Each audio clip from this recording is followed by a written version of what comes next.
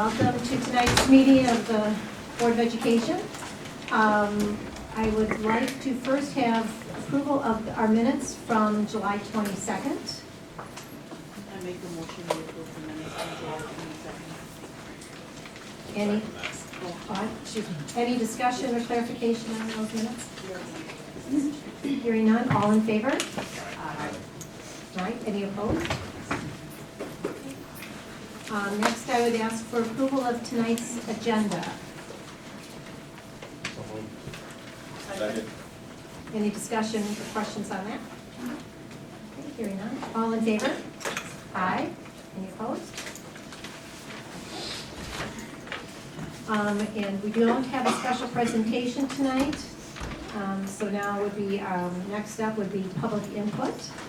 And we do have some individuals that signed up to speak. Anyone else coming in? There are these little yellow sheets you could fill out indicating your desire to speak.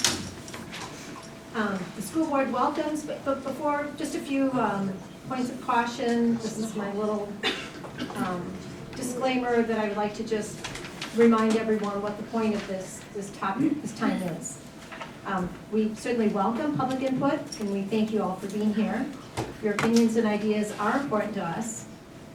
If you are wishing to speak, we ask that you will complete a registration form and which states your name and address and your topic that you'd like to comment on. Any individual may speak for up to 3 minutes. If you are speaking for a group and your group is here, then you may speak for 5 minutes. And Kim will have a timer going on the screen behind me. We respectfully request that speakers refrain from presenting comments that introduce complaints or concerns that are directed toward or identify individual staff members or individual students. As such, personnel-related and student-related matters implicate a variety of rights that require careful attention. The district has established a variety of alternative procedures for appropriately addressing such complaints. Generally, such complaints or concerns should be channeled through the district complaint procedure, policy 870 and its rule. If you have such a complaint or concern, you may contact the office of the superintendent for information on the most appropriate means of raising the concern or complaint. If a speaker presents a complaint about an individual staff member or presents inappropriate information concerning individual students, the speaker will be directed that the remarks are not appropriate and their opportunity to address the board has concluded.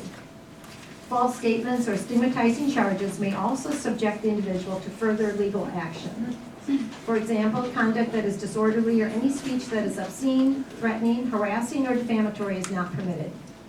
The Wisconsin Open Meetings Law allows only brief discussion of topics that are not listed on the agenda. Therefore, we may not be able to fully address your comments tonight. And that all being said, again, we do appreciate your input and your support of our efforts to create the best learning environment for our students. So, first up, Ronna Swift. Okay, folks, these are the bare facts.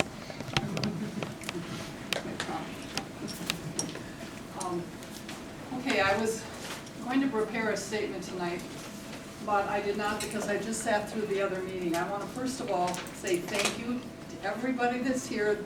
You're part of the process to make the Appleton School District even better so we can provide safety nets for our kids that are struggling. I'm a member of the task force. Amber and I have worked together on this. She's the parent, I'm the retired guidance counselor.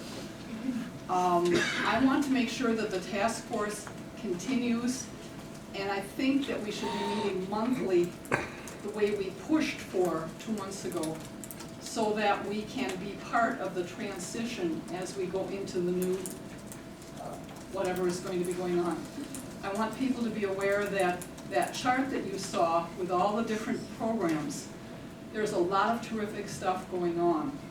Almost everything that's up there is already happening, so the new things that are being discussed or were just discussed, there's some options coming up that are good. I wish that Amber's and my research and Jonathan Cloud's was taken into effect even more. I personally would be willing to settle for option 2 at this point. And I think I'm just gonna sit down because I've talked at all the other meetings. And I just wanna say thank you. Some of you really did a lot of research. It takes a lot of time. You folks have no idea when you're elected to an office like this, and they're volunteers from the community, how much time they put in. And I do appreciate it, and no, I will never run for office. Thank you, Rhonda. Next up is Jim Radmacher. Just wanted to make a comment to support an option that would have court involved somehow or citations. And, oh, thank you. My concern is the student who has gone through the whole process and everything and still doesn't want to go to school and nothing can force them to do that. I think it's important to have a consequence as a motivator, and especially thinking of staff and teachers and being disrespected that they can't do anything to me, I'm not going to school, no one's going to do anything.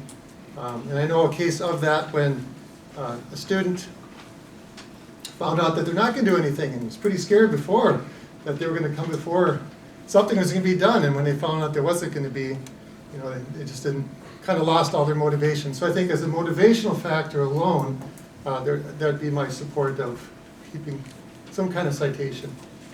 Thank you. Thank you. Next up, Deanna Williams. Oh, There you go. Oh, I'm sorry. it's Denitra. Anitra. I'm sorry. That's okay. You can have my glasses I on. know, that's okay. Good evening to everyone who came to speak for wherever they came to speak, but thank you for giving me this opportunity. Microphones, right here. Hold the Better? mic straight There up. you go. Okay. I wanted to speak as a parent. To know me is to know my family is not very timely. We are often late, and my husband and I are not from out here. Coming here from another state that does not have these kind of consequences was a new experience for us. Our daughter is only in elementary school, and so when I got the letter and the call, because my daughter likes to brag about getting her snow boots on and things of that nature, I'm gonna be honest and say, I cried. I was really scared about what consequences would take place.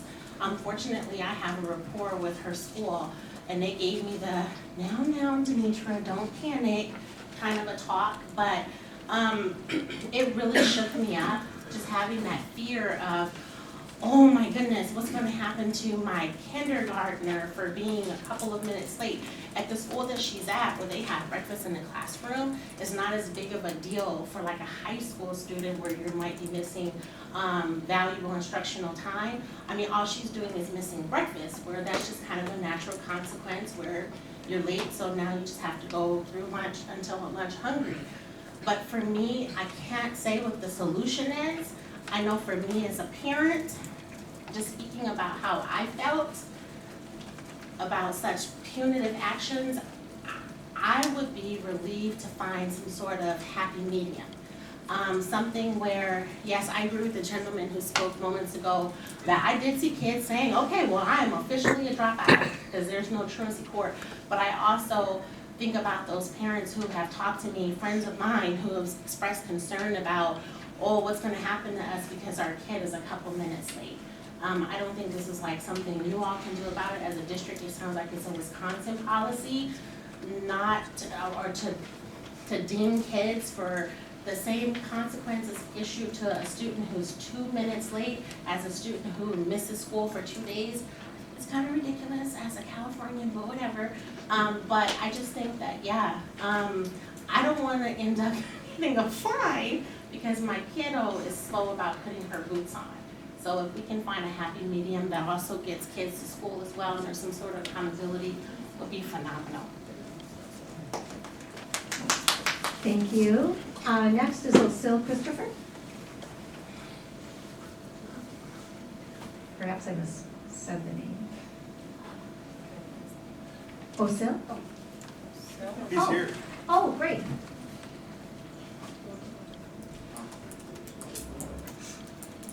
He's not ready. Okay. We'll come back. Monica Davis.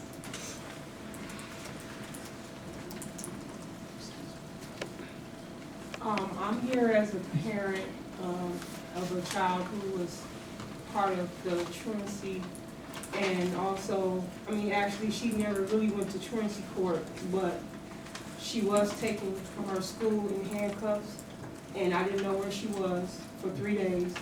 I called the police, no one knew where she was. I thought she ran away. They just had me fill out a missing child report, but come Monday, this happened on a Friday. No, this happened on a Wednesday. And that Monday, I was told by her, because when she got to school, they had her all that time. When she got to school, she called on someone's cell phone and found out that she was taken to shelter care. And I didn't know that. I thought my child had ran away.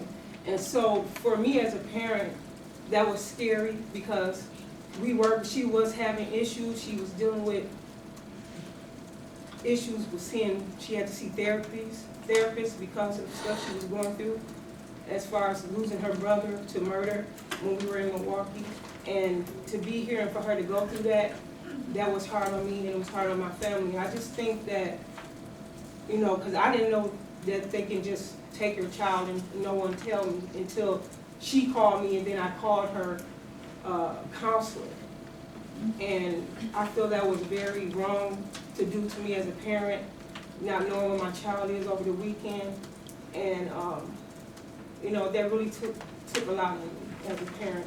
And I just feel like the system needs to be a little more aware of we as parents, how we feel. And then I have to pay a fine for her being in shelter care somewhere that I didn't even know that she was at. And that she shouldn't have to have been taken out of school in handcuffs in front of her peers. So I just feel like the system needs to be more aware of families. I know it's kids doing things, but this is an IEP child who didn't know nothing, and she was already going through stuff with dealing with suicidal thoughts and everything. And so just for her to be there and not being able to talk to me was hard on her. So I just feel like the system needs to be a little more aware of each child and their family. Thank you.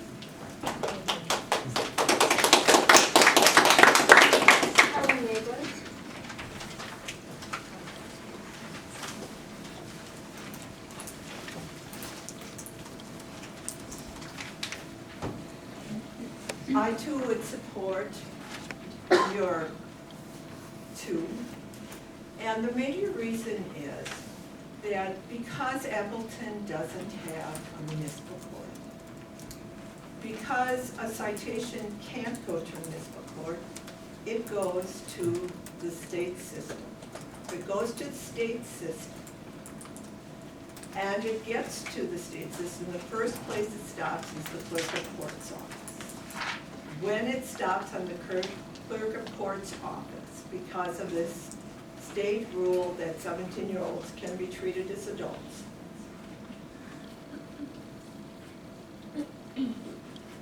it is written and the kids are on CCAP. If parents are brought into the system, the parents are on CCAP. This makes the punishment for a 17-year-old much more severe than a punishment for a 16-year-old. Because on CCAP, people will use it when they're looking for apartments, when they get older, or jobs. And it doesn't go away for many years. It has to be formally taken off. So the system that allows for some court intervention, the county, I think, is a much better system. And I appreciate the fact that people have looked into it and have found that system. Thank you.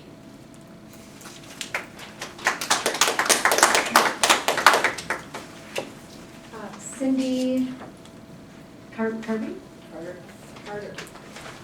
Hello, my name is Cindy Carter. I live in Appleton here, and I am a concerned citizen about prison reform. And this truancy court is a pipeline to prison program facilitated by the school district here, and it must end. It sends a signal to our youth that they are not worth saving, and there couldn't be anything farther from the truth. So instead of asking these students, why are you late? You need to sit down with them and ask them, what is going on in your life that is causing you to be late. It's time for some love and understanding. Amen. Jeannie Roberts. Thank you.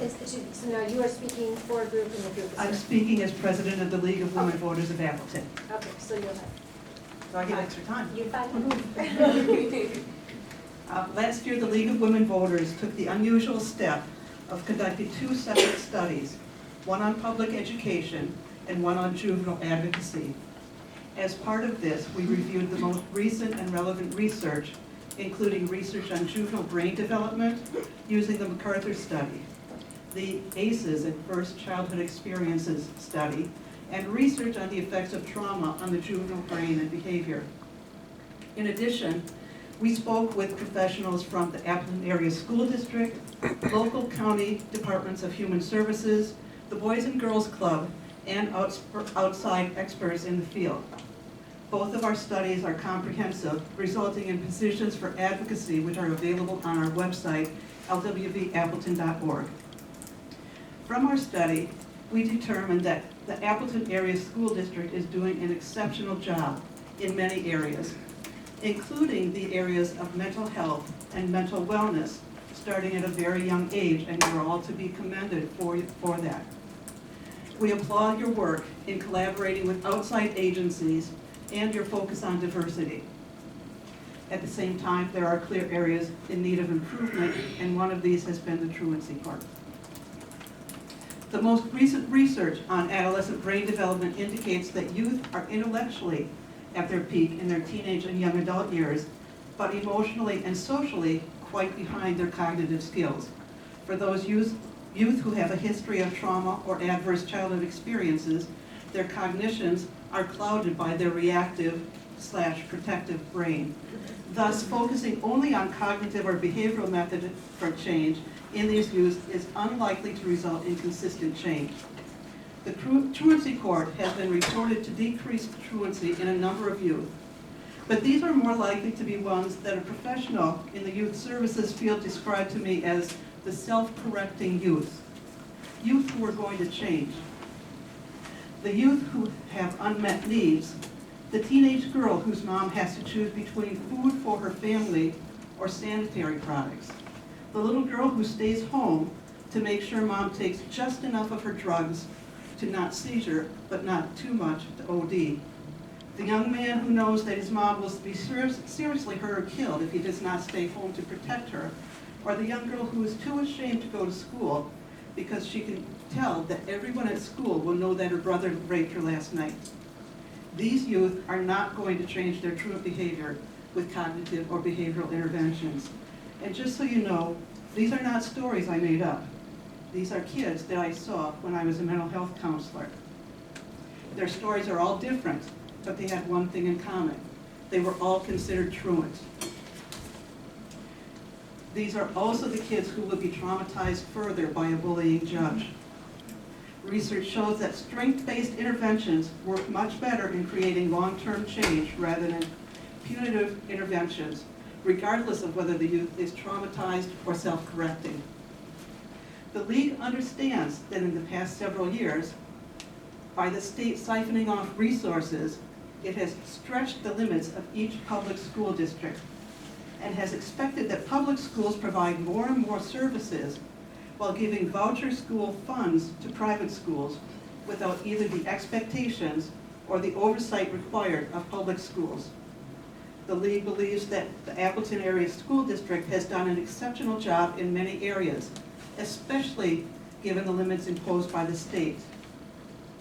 In summary, the League of Women Voters supports any program that will look at the entire youth and family from the very start, and that creates a response best suited to meet the individual child and respects the dignity of each youth and each family. The League believes that a program that does this is one that is strength-based and includes experts in the areas of youth justice, youth brain development, and effects of trauma on a youth and a parent's brain. The League believes that a diversion program that can include all of these considerations is one that is best suited to meet the needs of our youth, our families, and our school district. Thank you.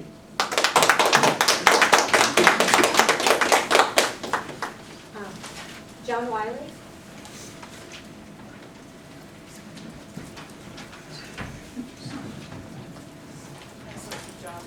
Yeah. John, you can stay there. I'm John Wiley, and I had answered a various question is, I believe in the Spokane project that the citations are made out at a certain point, and at that point they're referred to the courts, but the court never takes an action at that point but refers it to the systems. And then the goal of the court is to have that system expunge that citation from the record, so that that citation never becomes formal or enforced. I also am very disappointed in two people. I requested data on a letter to the school board and the superintendent in February, and the superintendent was kind enough to send me a letter listing about 10 websites where I could look up the information and get the answers to my question, and here, most of that data was already readily available, which I knew. Then I requested it again on August 1st, and Greg Arches sent me an email and said that it would be required to have him search through the open records for his thing, and he would send me a quote on the costs. And of course, I haven't gotten the quote yet, and here the meeting is today. You know, for 10 years, you've had suggestions to make changes. And August 1st is the first time I'd ever heard of the Spokane option. August 12th, we're going to vote on it. August 14th, we're going to take it to the city council. Holy smokes. I'm thinking this isn't very transparent. It's going to take, if we're going to do this, it's going to take a lot of engagement from the community. Most of the community isn't even aware of what's going on. I do favor option 2, because I think option 2 is a really decent option. Also, there's a lot of things that people in Wisconsin aren't aware of. The Children's Defense Fund indicates that Wisconsin arrests 9.291% of the kids aged 10 to 17. We have the highest state in the union, highest per capita state in the union. We are 3 times the national average. We are 7 times the number of arrests per capita than the state of New York. Why? I wonder, is Appleton have a higher arrest rate than the state, a lower arrest rate than the state, an even one? What's going on? I really think it's a decent question, and I think it's a question that should be answered by both the police department and or the school system. So I think really the past has been quite non-transparent. And I think the discussion here has been healthy and good in the last 2 weeks. And I hope that we are able to proceed in a fashion that engages the community in an intelligent way. And we can get where we need to go without hurrying through things that nobody knows anything about. Thank you.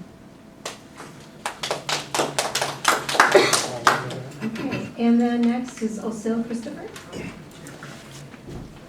No, I'm good. I'm okay. I'm all right. See, I wouldn't be surprised if y'all had stocks in prisons. That's my suspicion. But let me be optimistic. There's an agenda.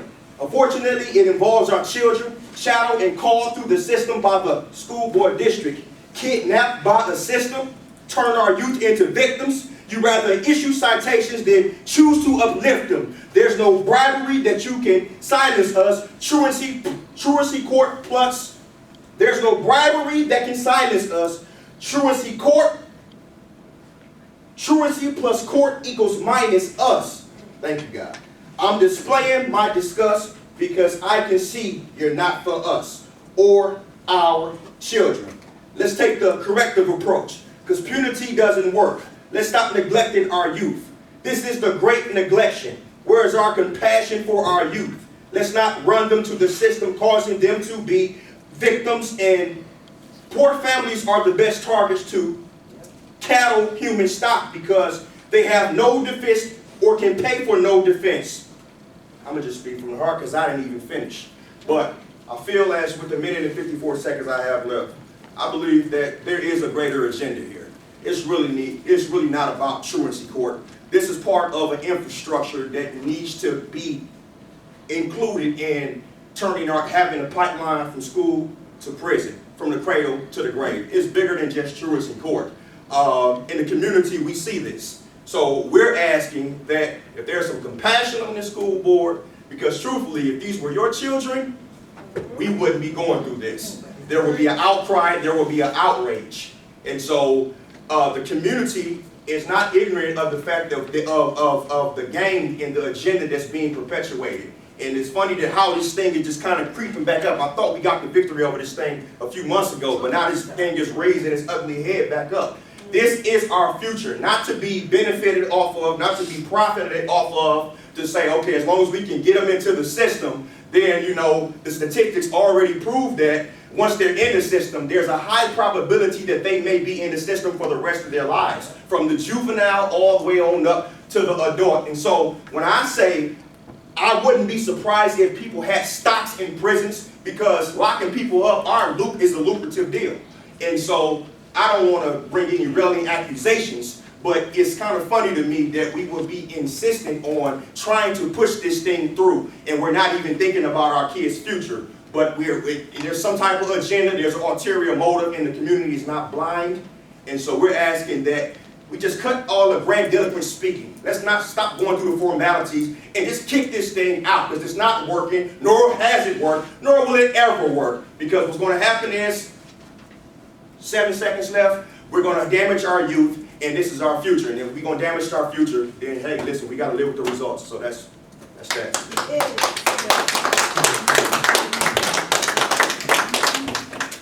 Amber McGinley. The last one. There's nobody else? That's it?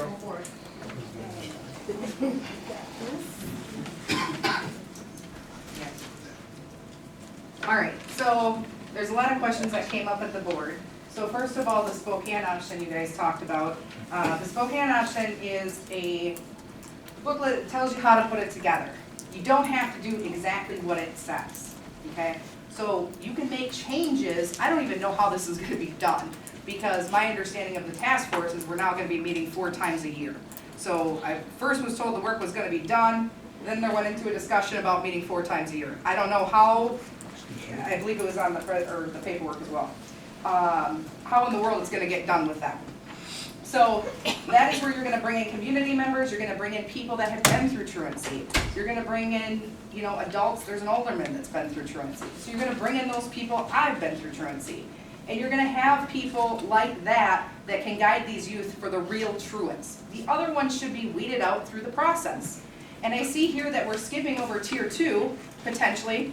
I heard in the comments, it didn't show it in there, but then I heard in the comments we're skipping over tier 2. That's the IEP process. That will lead to an idea complaint.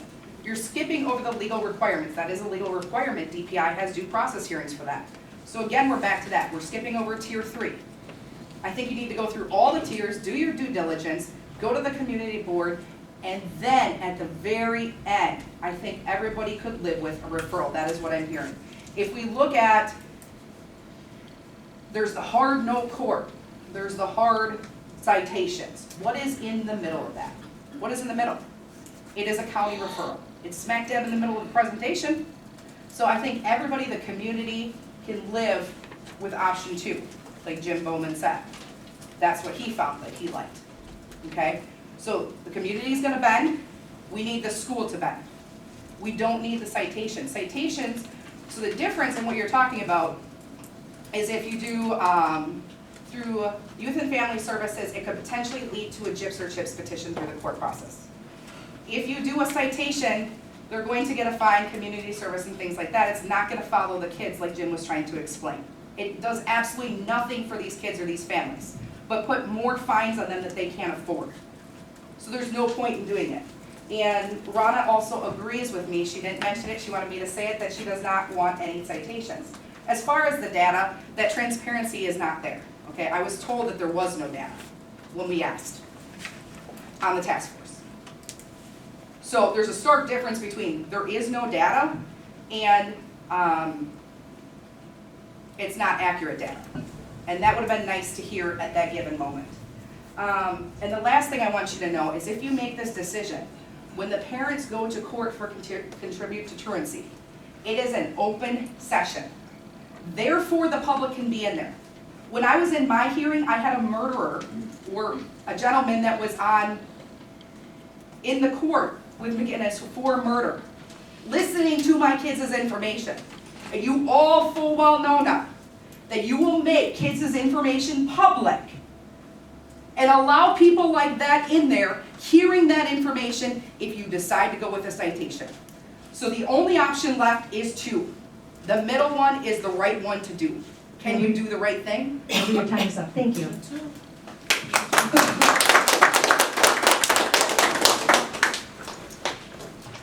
Is there anyone else that would like to address the board? Yes, I would like to. I'll fill the paper out afterwards. Okay, you can just state your name and Okay. address, please. My name is Shavette Davis. My mom spoke earlier, but I don't think she did. She did justice, but I wanted to just elaborate a little bit on what she was saying. My brother was murdered in Milwaukee in 2015, September. This was before my sister started school. He was murdered September 2nd, and this is his younger daughter. Her birthday was the day after he was murdered, and we dealt with that unexpectedly, and we got a call, and we had to deal with that. I don't know what anybody else grievance in the process is, but I'm still dealing with my brother's death, and this is 2019. It was a big deal for my sister going to school, and then to be taken out in handcuffs. We left that. We were Milwaukee School District where you had to get your bags checked and get scanned when you go into school. We left that to come to a better school district, which what we thought was Appleton School District. And so we came to better, we wanted better, and when my sister was taken out of school in handcuffs, she was traumatized. And I just remember when she came home, just holding her, and she was crying because she was so upset and so embarrassed. She was like, "Are we in Milwaukee all over again?" And I was like, "Well, I guess so." And it's just frustrating because if your child was taken away from you, I bet you 9 times out of 10 you would tear up Appleton looking for them. And my mom was terrified, and so I say, and she's still dealing with the citations. So citations that are, my sister doesn't have to deal with it because my mom had to deal with it because she was underage, and I just think citations just should be not an option, especially for low income. My mom's low income families. We have bigger issues to worry about. Putting food on the table, clothes on the kids' back. I just think citations should be out, and I agree with everyone. Like, yes, I work with children. I work at Boys and Girls Club. I know the kids that are like, "Oh yeah, ain't nothing gonna happen to me because this and that and other." Those are those kids, but we're talking about my sister or these other kids that have other issues that are really dealing with real life issues that need to be addressed first before you go to 0 to 1,000.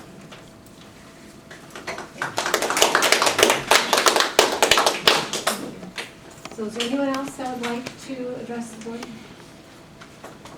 Mr. Wiley, if you have addressed the board. I just had one sentence to add, if I could. In Outagamie County, 8% of the people live in poverty, and 22%, a total of 30%, live under the ALICE restrictions.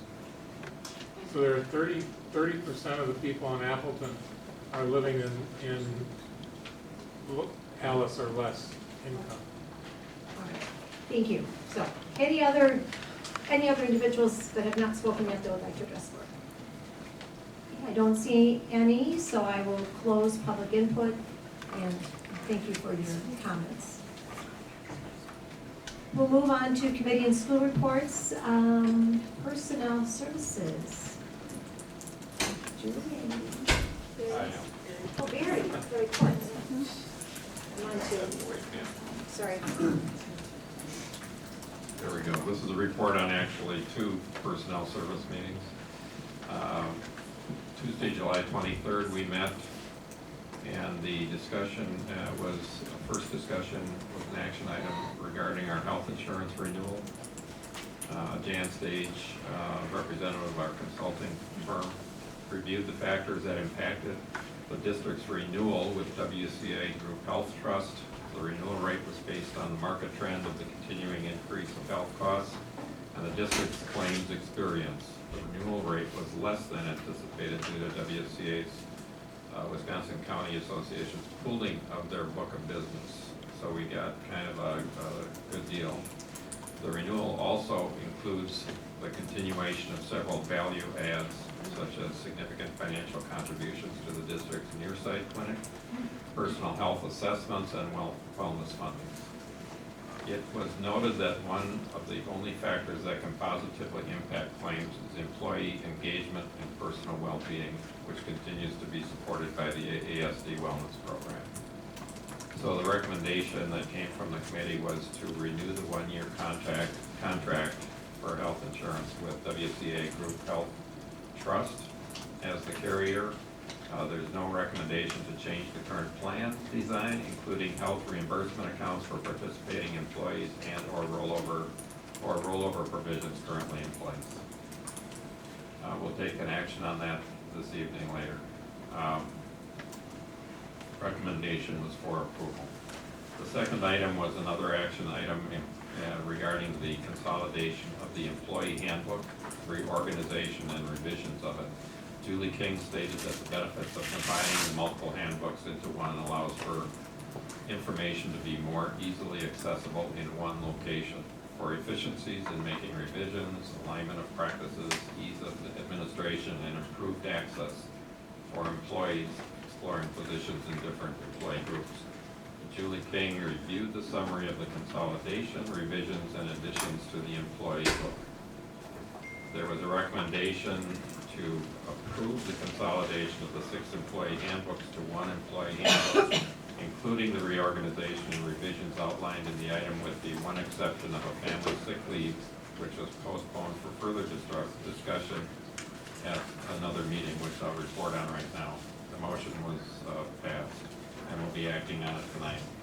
The second meeting was August 7th, and again, the discussion was the PHA wellness update, which is the personal health assessment that our employees do as a way of assessing their health status and to respond to that. This year, Jesse Rickard from Theta Care presented the results for our district. The results outlined a significant increase in participation due to 2019 being the first year spousal participation was required to qualify for the lower premium share. The PHA consists of participants completing a confidential biometric screening and a health questionnaire. It was noted that the biometric score for employees slightly decreased from 80.1 to 78.6 due to employee turnover and nicotine testing. Whereas the biometric score all participants significantly, for all participants significantly decreased from 80.1 to 75.3.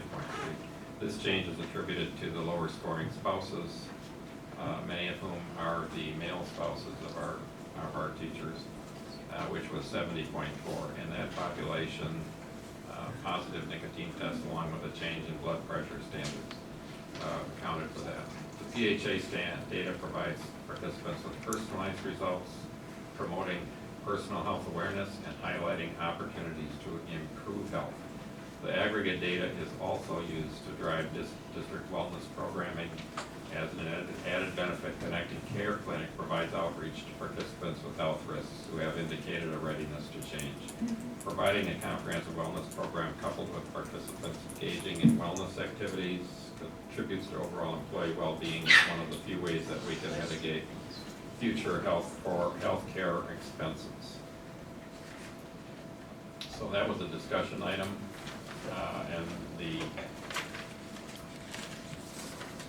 final was a revision of the employee handbook that revised as the one unit, the one section that had to do with employee sick leave.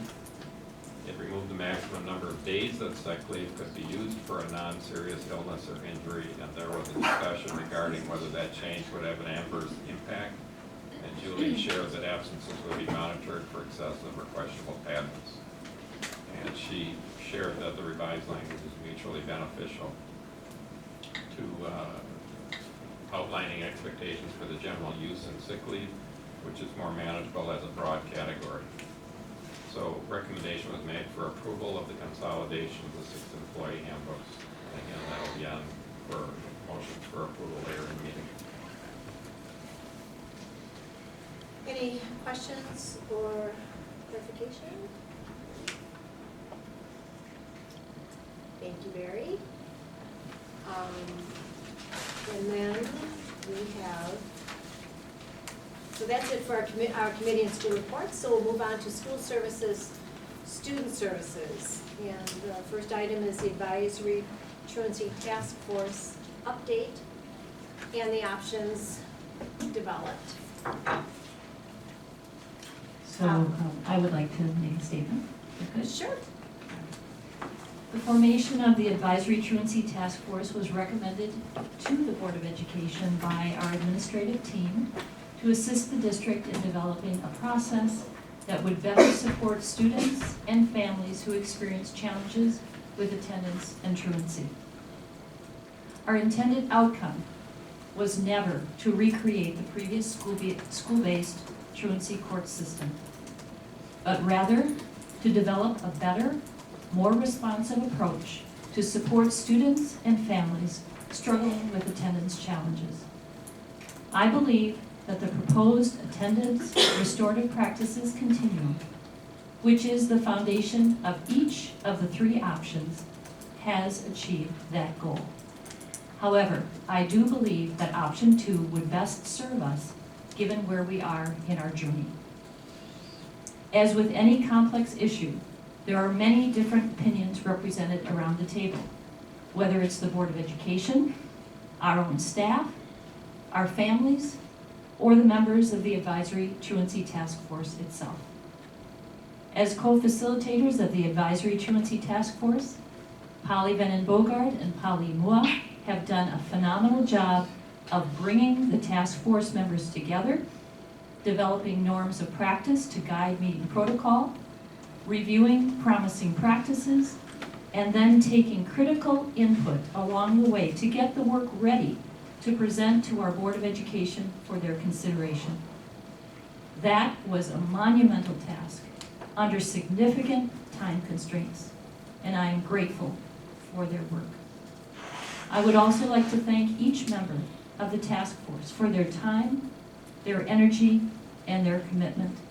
They are to be commended for their courage and fortitude in coming together to work through this important and controversial issue for our district and our community. Finally, our Board of Education members have created a new district vision statement this past year, which begins with the phrase, working together to support success for every student, every day. I respectfully request that all of us here tonight continue to work together in a manner that lives out that collective vision.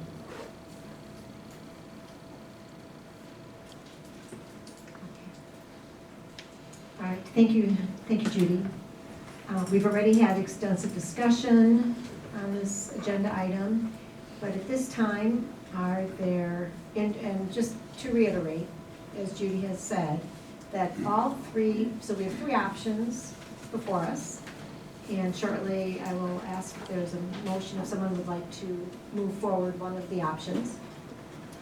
But all 3 options are grounded in the continuing services, and all 3 options also include the additional staffing positions that was mentioned. Polly mentioned that previously in the presentation. So at this time, is there anyone that would have any additional comments or questions before we actually will move to action on this item? I think it's comment, question. I've been going around to different school buildings, just getting to meet the principals and different things, and it seems that a lot of this pertains more to the middle schools and high schools, because it's the parents, you know, at times that are the ones that are responsible for their kids when they're younger. Is this system going to address the parents as well? I guess that's just a question, because it is a different ballgame. So that's a question, concern that I've heard from the elementary schools. So one of the conversations we've had at the Advisory Truancy Task Force is if we work on our systems and we get the right kids to the right places, we can reallocate some of the county's willing to work with some of our elementary schools and are piloting right now what that might look like, because we know that's a start and we want to make sure we put that energy. So the Outagamie County is doing some pilot work there, but is anticipating that if we can get the right numbers in the spots in terms of percentages, they can focus more too on that elementary age. Thank you. Anyone else? I'll make the statement of, did you have the mic? I'm sorry, go ahead, Barry. I didn't know that you was passing the mic for you. Okay. No, go ahead. Okay. You got the mic, go ahead, Barry. All right, I'll begin. And I just want to reiterate, you know, my position is that continuing to have the tool of the city citation is going to be very helpful. And it will for a couple reasons. One is it's timely. Outagamie County Social Services will be a longer process if it's like what it has been. In the meantime, as students are absent more time, it becomes more of a destructive influence on them academically. But from the beginning, my focus has been straightforward, to have the best truancy intervention program possible. And getting it right is critical for the life outcomes of our struggling and often defiant absent students. And I do believe that the school to prison pipeline is a serious issue. And a lot of the literature also identifies truancy as one of the main contributors of that, and one of the main risk factors. Not truancy intervention, but truancy. Extensive truancy is considered one of the best predictors of future struggles for students in their personal and work life and for the communities in which they live. It's a community issue for us in Appleton. Truancy is strongly correlated to many personal challenges, and it is a key factor in the pipeline. People who know me know that I'm a problem solver that asks a lot of questions, too many questions, been told by most of my colleagues. But I need to understand things thoroughly before making a decision. And I approach this process the same way. And I make sure we ask others to commit before we ask others to commit their energy and time to solve a problem, we want to make sure that it's an effective effort that addresses the problem. Those who advocate for the program of the day make claims that are not true, take positions that are not supported by research, and throw public relations bombs into the process will not keep me from focusing on what will work for our kids. The work of this task force, my deep look into the research on programs around the country, and my own experience determine my thinking on this issue. Claims by Alvin via posting on his Facebook that I and people sharing my point of view are comparable to the Nazis of the Holocaust or the slave owners of our country's sordid history are crass and insulting at best. Pages on the curb suggesting that this district incarcerates its students also fall into this category. Some have described this as a battle of good and evil, as Alvin has on his website. And in case you haven't been paying attention, I and everyone who disagrees with Alvin are the evil part of this equation. And he is the good part of it. Ron and Amber have publicly described very negative experience with loved ones around truancy, and it's very discouraging for me to hear that. Though careful review of each student is difficult, and we have many kids assigned, talking about experiences. Those records are confidential, so we, and I think the task force, have not been able to assess those. But I'm not disbelieving that many kids have been harmed by our process. And so as board members, we need to have a laser focus on on every one of our students' success and welfare, and it is only my focus. I don't have a hidden agenda. I don't have stock in prisons. I approach this issue with a long history of working to prevent truancy in 2 Outagamie and Calumet school districts. Calumet County, 17 years as a teacher of emotionally disabled high school students. You've all heard this, but I thought I should report it. And later, as an administrator, coordinating interventions for truant kids. As noted in a letter to the editor authored by a retired administrator from Stevens Point who lives in the area, another large Wisconsin school district, very few districts feel good about the effectiveness of their efforts to the detriment of their students. My own past experiences have the same feeling. I have never been involved in the AASD truancy court, having retired before it began. But as noted by that retired educator, the ASD effort and its success data is rare in education.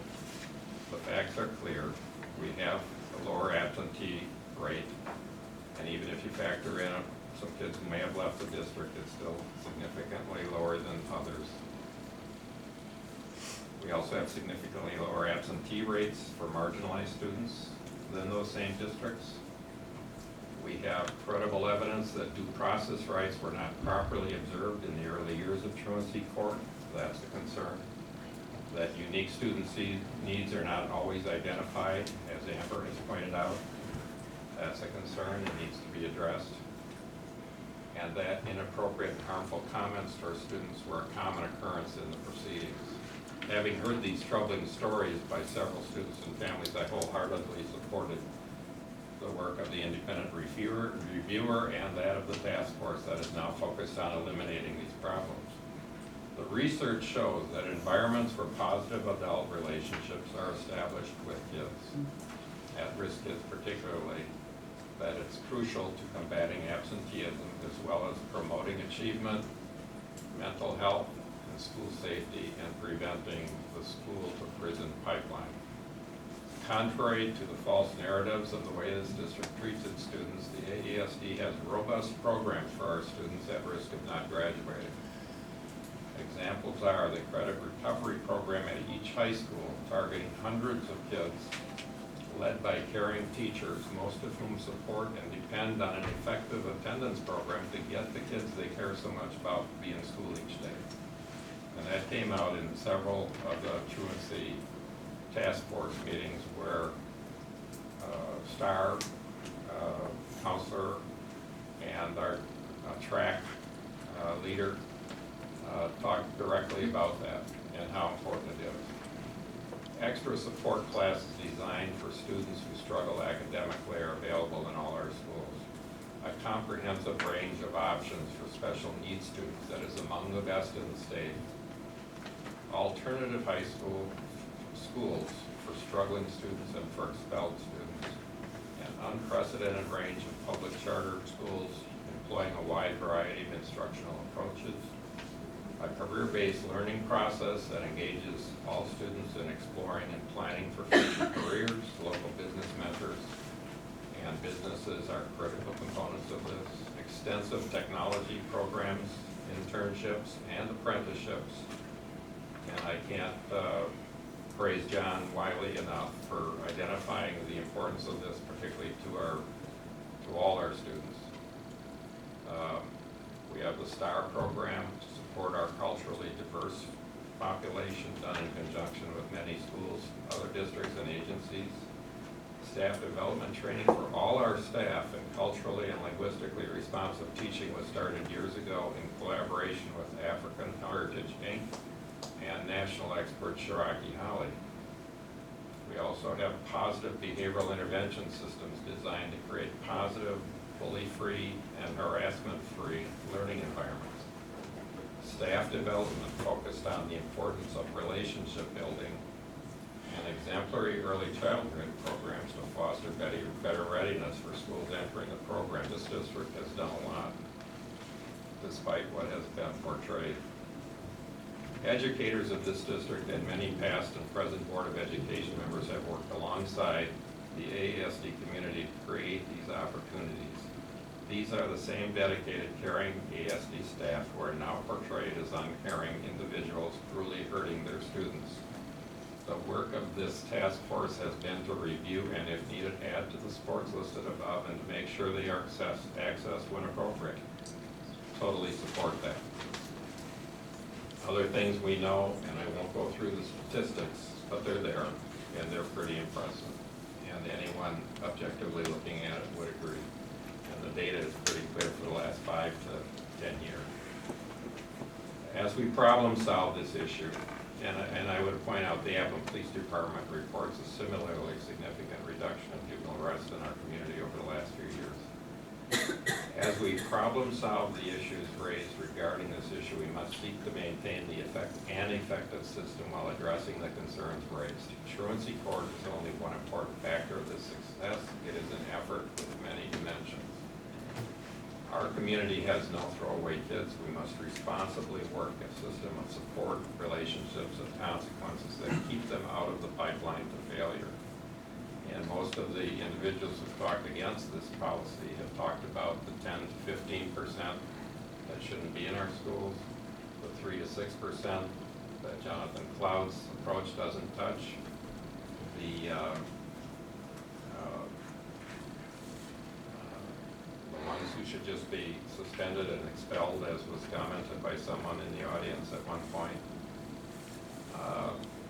I supported a proposal that never employs abusive commentary or belittling statements to anyone in the process. This will be and should be monitored and expected of all the participants. That is a major issue, and it's a very legitimate issue, and I'm thankful to Alvin for bringing that to the forefront. The process must include consideration of adjustments to school programs and structure and all the things that Judy just described. Consequences must be used in a limited manner after students have a chance to avoid them by complying or engaging in other restorative options. And that's John Wiley's point a few minutes ago.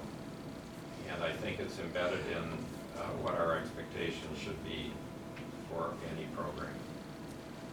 It has to address absences in a consistent and timely manner, and this is my main concern with option 2. Option 2 will be a drawn-out process.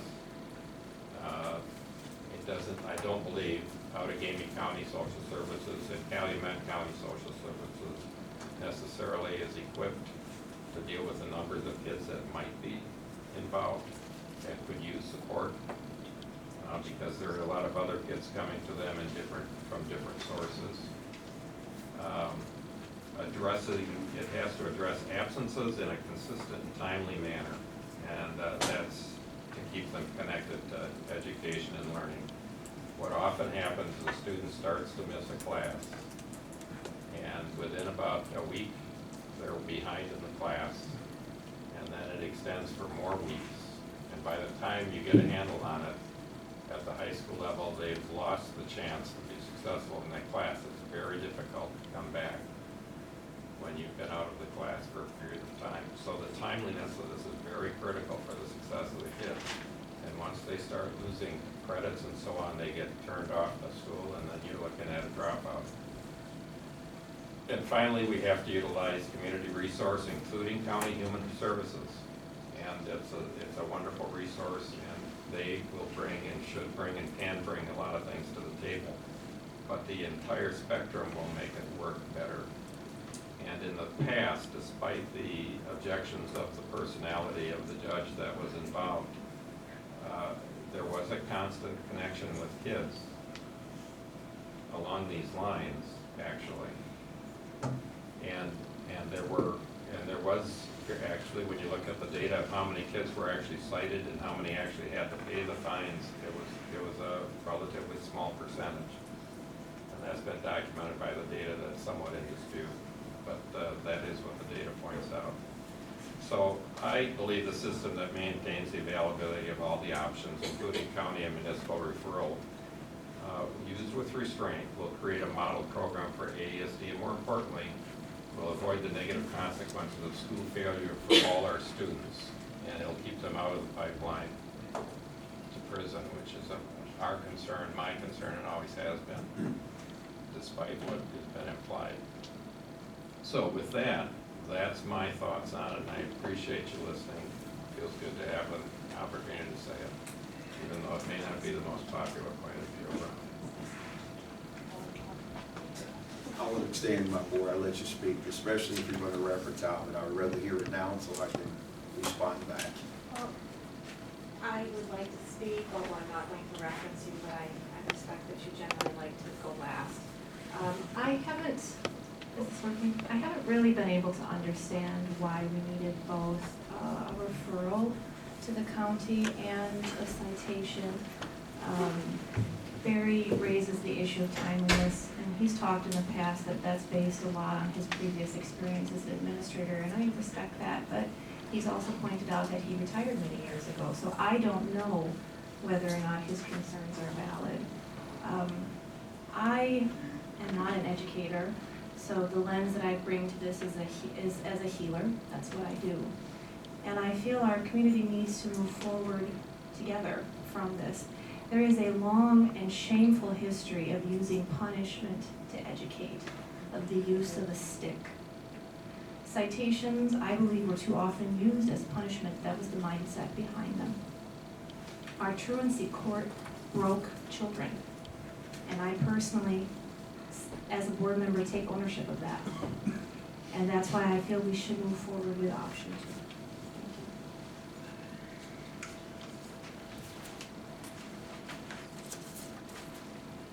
Anyone else care to make comments? No. You have anything? I didn't prepare a speech. I didn't put a bunch of things on paper. What I bring to this board is a full background of diversity. And speaking to this issue, I have to reference previous issues of which my colleague Barry was adamant on being in disagreement with. The Martin Luther King birthday, already a federal holiday. The only way to get the response to move forward with that was inform the community so that their voices can be heard. The concern relating the educator who gave an assignment to a student, to students, plural. What was the benefits of being a slave? Had to raise their community awareness on that issue to get action moving forward. Here I'm again as a 20-year retired combat Marine, having put my life on this for this country that I love, that I serve. Pastor a local church in which we reach out to the element of people that you probably don't necessarily see or have a cup of coffee with on a daily basis. So when I come, Alvin doesn't express his issues. He's expressed the issues of the people who have been wounded by this system for over a decade. And reiterate the fact that there was not, and it's not just Alvin's opinion, it's opinion of even those who stood up and spoke today, people like John Wiley. There was not transparency. There's documentation and emails that are floating out there right now that raises concerns, extreme concerns, as a board member, that conversations on potentially reinstating this truancy court even before the first task force meeting. And that information will be readily accessible in the near future. So when you have these grave concerns and these grave situations that have taken place within our community, I think it's critical for us to know that we have to put our personal opinions and feelings to the side. You referenced, Barry, my Facebook, which obviously has been under battle for my freedom of speech, of which I fought for, of which it is clear to me, and even those of some of the people that I speak for, that this was an attempt to try to divide a community, discredit my ability to say what the people want to be said, and divide us on fighting for this one issue. what's in the best interest for our children concerning this system that I titled systematic bullying of our kids. How can we move forward? I think that option 2, even considering the fact that we did not do our due diligence on finding a no court option, that's been stated by the very task force that was putting it together. We did not do it. And to ask the community to trust that we will use citations better this time and won't cause the children who came up here and testified to the fact that they will be forever scarred, not just based off of the character. And this is where, as a school district, and I have personally made this statement on several occasions, it is not at all the entire fault, rather does not fall on Judge McGinnis. It falls on a school system that failed to ensure that the right children were in front of the judge. No one to date has been held accountable for the failures of that system. No one to date has taken full responsibility of why so many kids' due process was violated, why so many kids stood up and testified to the fact that I literally attempted suicide. Why the children, and we speak to how great it was, I do not recall one child coming forth and saying how great and how beautiful of an outcome it was. Not one. And these open meetings have been here, and if we're going to look at every child every day, we need to look at the students who actually utilize the intestinal fortitude, military terminology, to come up and say, I am wounded, I am hurt. The parents who have come up and said, this needs to stop. The community who has stood up and stated transparency is an issue with our school district. Not mention the fact that we have been sued and lost in the Supreme Court previously behind that. So if we're going to look at this system and be able to move forward, I thank Judy Baseman for her statement. I got documentation, emails of educators who request to remain confidential because of fear of losing their jobs, because they have for years expressed concerns about this system and their own kids been pushed into it. So this is not at all, according to what you stated, Barry, this is not a punch against the educators. We have high quality teachers who love these kids. None of the children came and made any of the statements that was in the McCurry report that the educators, the teachers in the classroom, military term, the boots on the ground, were the problem. The problem was those of us who sit in administrative leadership and on this board who will, in my opinion, based off of what has been stated, look the other direction for 10 years. 10 years, and although some action was taken, it did not stop other students, kids, from still being wounded by this system. It's not to say that we did not do something. We just did not do something effective enough to take this system down to ensure that it doesn't continue to cause harm. I believe wholeheartedly that we all, to include you, Barry, to include you, Diane, because this has been a primary piece that I have publicly spoken of, be it on my Facebook, stating, when I hear this statement, that I believe the truancy court should go back into the schools, and I don't care who says that, that's a grave, who doesn't want to hear that, that's a grave concern. Because if we're just going to haphazardly expect the community to trust that we're going to do better with writing these citations, and when there's other options, to the gentleman who I am a disciplinarian in of myself. As a 20-year Marine and as a criminal investigator, that's my background in the Marine Corps. I do believe there needs to be some sort of disciplinarian at the end of it. However, we know that the citation for 10 years did not work. So we need to remove it completely, get it off the table, so that we are actually doing our due diligence, as my colleague stated, to ensure that we're actually dealing with the underlying issues. Deal with the underlying issues, I believe that truancy will be significantly reduced.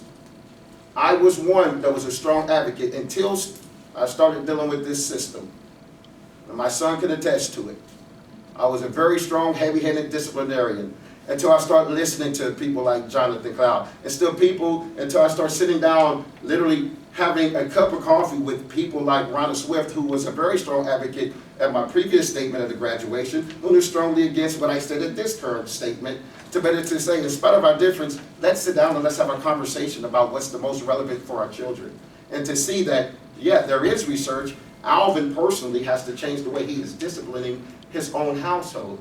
And I think that the community has spoken, because outside of who have spoken here tonight and the previous, the community has clearly stated that the old system needs to go away. And that core of that old system was the citation. That's the core of it. I respect everyone here. I look at the even the time frame of which it has taken to get this, and I believe holistically, as a district, as a community, we have made some great measures moving to be here at this point right now. We have done great to be able to get here. Now it's about what are we going to do to ensure that we move in the right direction. I'll conclude with, we can't forget the stories of the children who were wounded, because it's about the kids at the end of the day. Likewise, upon some of their approval, I am making it clear so that there is no concern about transparency. The book, Standing Up to the Systematic Bully, will be published in October, reminding us of their stories. We are writing the last chapter of that book tonight. What are we going to do as a community moving forward to make sure that the system doesn't somehow reinvent itself down the line? I would ask that if option 2 is picked, which is in spite of us not doing our due diligence to come up with a real no-court option, that the clarifying letter that Judy Baseman stated that she was going to write, that in my opinion and others in the community, caused the city council to not take action on repealing that ordinance that will take place on the 14th, as far as that meeting. I would ask that Judy Baseman actually do what she said that she was going to do, and actually send a clarifying letter, because we no longer, as a district, will need to write citation, and the ordinance could be repealed, because it's not something that's needed in option 2. I'm not making flaming accusations. I am making statements that have been brought to me from the community. All I am is a mouthpiece to repeat and state the concerns of them. Having been a 20-year combat Marine and a criminal investigator, in that background, love the Appleton Police Department. I believe they are doing a great job. However, in the McCure report, we cannot ignore the fact that there are police department personnel who reported that they felt that the system was too quick to put kids in that truancy court. And that's not the judge, that's the system, that's the school district. Too quick. It's public knowledge, you can read it. The defense attorney's testimonies to the fact of the system that we are supposed to expect the community to trust, that we're not going to do it again, violated a lot of the mental health laws. This is documentation. This was the investigation that took place. And I feel that indirectly, if we inadvertently keep the citations in place, then we'll undermine the integrity of that investigation. Thus telling the community, in spite of you children coming forth and community members coming forth and some of the organizations that you stated, African American Inc. and others who came forth and attested the fact that we need to do better, that we violate the trust of our community. I shut up in that and say, if we really want to heal our community, if we really want to move better, I think that collectively been hearing the voices of our community, in spite of some of the discrepancies and things that John Wiley pointed out, the lack of transparency and the documentation that's out there to show that. I think that option 2 is the best option. It's that middle ground, like Amber McKinley stated, that we as a community can actually deal with. Would you like to make that recommendation? Yes, I recommend that we move approval of option 2. Second. Any discussion, additional discussion before I would call for a vote? I don't disagree with option 2 and its resources, but I will vote for, because I prefer option 3, I will not vote for option 2. Just to explain why.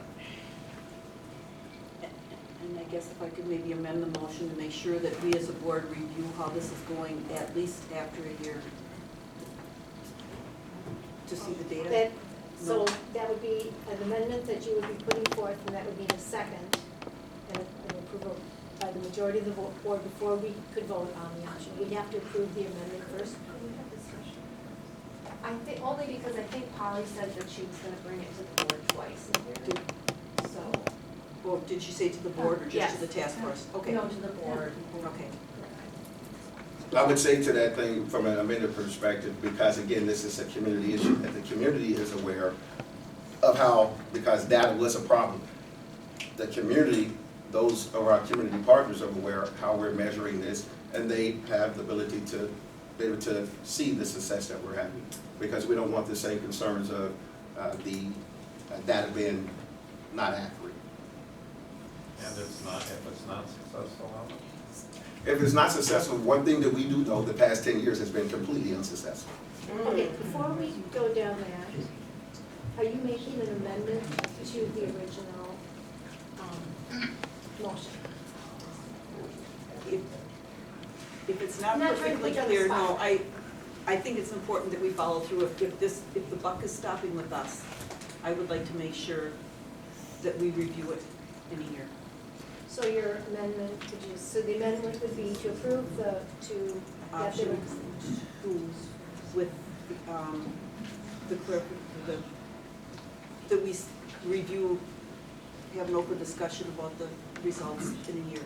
Well, I second that because I was planning on asking that as an agenda item every semester anyway. I said I second that amendment because I was planning on asking for an agenda item on this every semester for the length of the time that I'm on the board, so I second that amendment. A year is okay? Specifically On attendance. So there is an amendment to the original motion, and we would need, any other discussion about the amendment? We would need to vote on that first before we then vote on the motion. Any other discussion about? I wouldn't say it's an amendment, but I do restate the concern that I had with Judy Baseman letter causing a lack of action in the city council regarding the repeal of the ordinance. Okay, can we just deal with this first, because? That's why I'm stating, I'm not sure if it's an amendment, because if it's an amendment, then I will make an amendment. But I am making a statement relating the clarifying letter that Judy Baseman stated at an open meeting that she would provide to the city council, that the letter that was provided did not have the intent to prohibit the city council from repealing the ordinance. That clarifying letter was never received, and you stated publicly that you would provide that.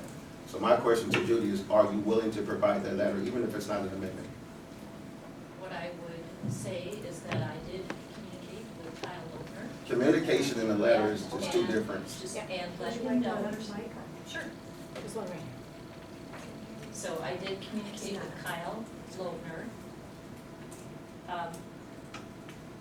regarding what was to be coming in terms of the task force and the timing for when the committee would again talk and vote about this particular resolution. So after tonight's meeting and the vote is taken, he is expecting a type of communication to let him know what the board decided tonight. So I would be communicating with him to let him know what the board decided this evening. Thank you very much. Any other discussion about an amendment that would qualify option 2 to be reviewed annually? Is that, okay, so it's a first and second on that. No other discussion on that, so we'll do roll call on the amendment. Diane Barkmeyer. Aye. Barry O'Connor. Aye. Jim Bowman. Aye. Kate Eggert. Aye. Alvin Dupree. Aye. Leah Olson. Aye. Deb Truman. Okay, so then the motion, now we would have, is there any other discussion about the motion to approve option 2 as amended?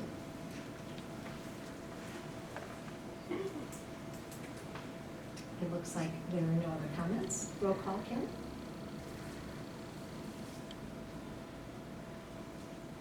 Deb Truman. Aye.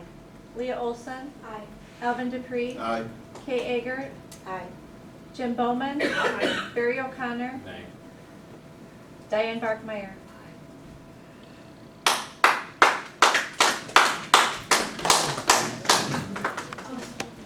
I would like to just follow a comment that has been made, and it has surfaced a few times. It's an accusation.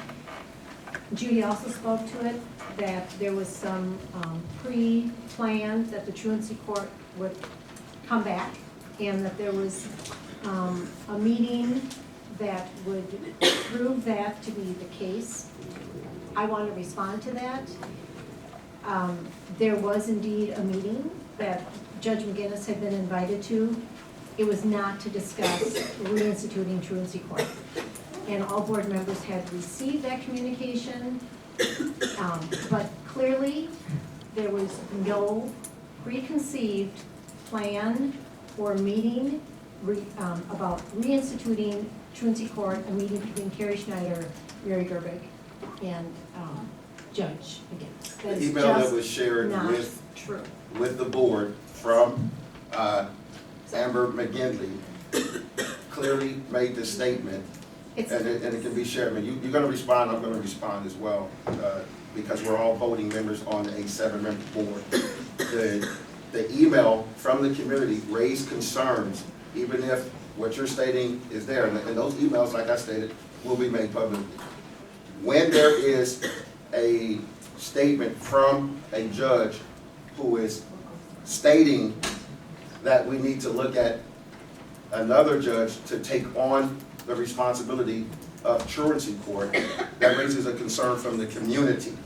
So that is the email that was shared to each one of us. It's not an accusation, it's a fact. And again, those public records requests that were there, that have been shared, is the concern. So it's not, I just want to make clarity that that's what we're talking about. We're not talking about the McGinnis. We're talking about the email that states that prior to the task force even meeting, there was conversations going on between the judge, administrative leadership, as well,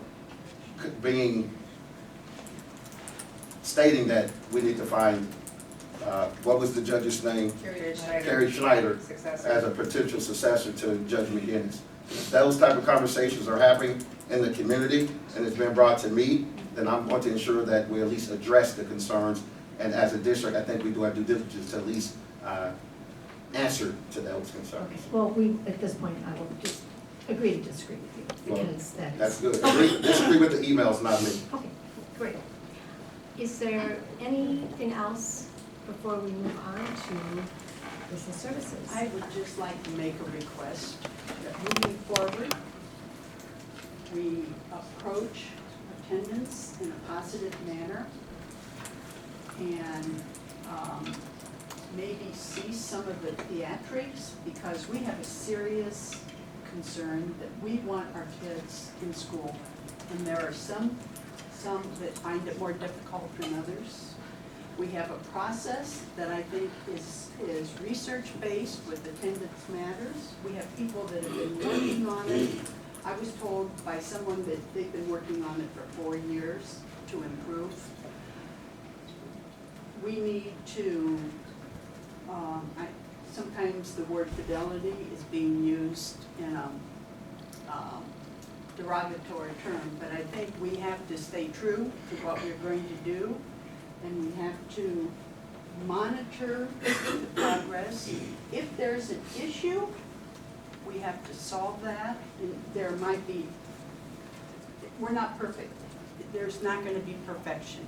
If we have an issue, we have to deal with that in hopefully a private way and not blow it up and move forward, correct the action. I think this has become a very public spectacle, and we're dealing with our kids, and we all want them in school.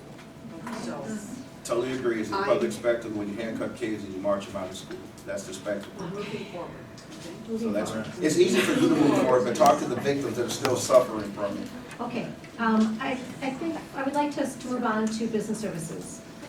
Business services presents two I'm items sorry, for there's your no public input at this consideration. point. Oh,